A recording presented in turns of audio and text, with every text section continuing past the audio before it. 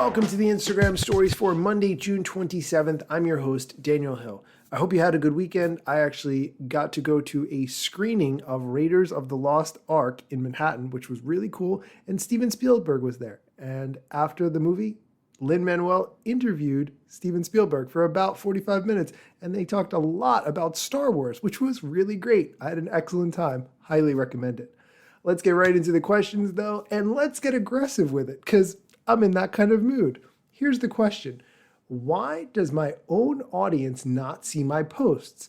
And how can I change that? I'm going to play his answer, and then I'm going to explain why I fundamentally disagree with his answer. Here we go. This is important to understand. So everyone who follows you can see your stuff, but most of the people who follow you will not see your stuff. Not because we don't want them to, but because most people don't see most of the things that they follow because they don't spend that much time on Instagram to do so. Okay, I agree with most of what he said, but not all. He said that the reason people don't see all the content from all the people that they follow is because they do not spend enough time on Instagram. That is not the problem. The problem is the amount of ads that you see on Instagram and the amount of recommended posts that you see on Instagram that keep you from seeing the things in your feed. This is why I highly recommend the app Instaander for a clean ad-free experience of viewing Instagram, and also turn off the recommendations. If you come to a recommended post, you can hit the three dots in the corner and say, "Don't show me recommendations," and that will vastly improve your Instagram browsing experience. The next question, why do you want to make Instagram look like TikTok? I think you know the answer to that question, which is that Instagram is not as sticky as TikTok is. The amount of time spent on average per user per month on TikTok is much higher, and Instagram recognizes that that's a problem. But fundamentally, when it comes to the aesthetics of how Instagram looks as opposed to TikTok, here's his answer. I don't actually think we want to make Instagram look like TikTok. We do want to make sure that content, photos and videos can be full screen the same way they are on TikTok, but also the same way they are on stories and a lot of modern platforms these days, because content should have room to sing. Okay, we're going to take a quick commercial break, but when we come back, we're going to talk about if funny reels perform better. I'm guessing you already know the answer to that question because you listen to this show. And we're going to talk about some of the facial verification that Instagram is doing and what you want to do if you do not want to tell Instagram your birth date. Important questions. Stick around for that. The Instagram Stories is sponsored by #Slayer.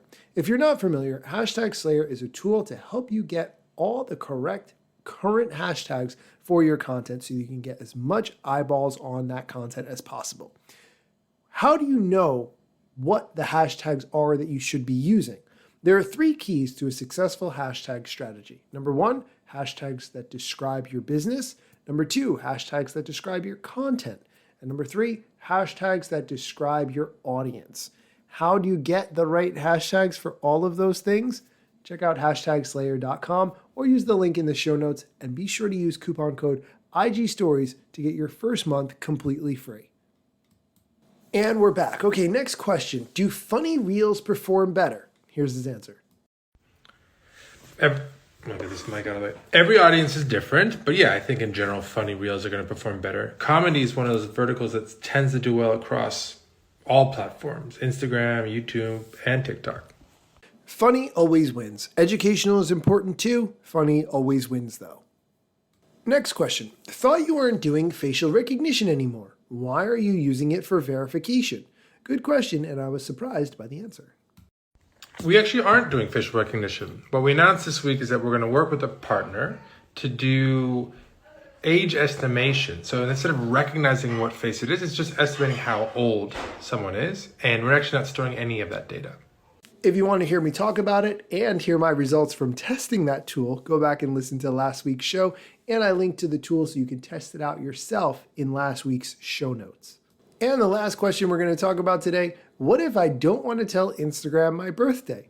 Now, I am personally very invested in this question because as someone who does not celebrate their birthday, I've gone through great lengths to get Facebook to stop telling me about other people's birthdays, and I've tried to remove my birth date from as many public places as possible. So this way I don't get messages telling me to have a happy birthday because, frankly, I just don't need it.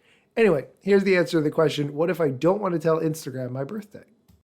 I hear you. It's a sensitive piece of information, your birthday, but we really need to prioritize creating age-appropriate experiences. And to do that, we're going to need to understand people's age. So yes, we are going to slowly but surely prompt everyone to enter their age over time. All right, that's going to do it for today's show. Thanks so much for listening. I appreciate every day that you take the time to listen to me talk about Instagram news. Be sure to come back tomorrow for more.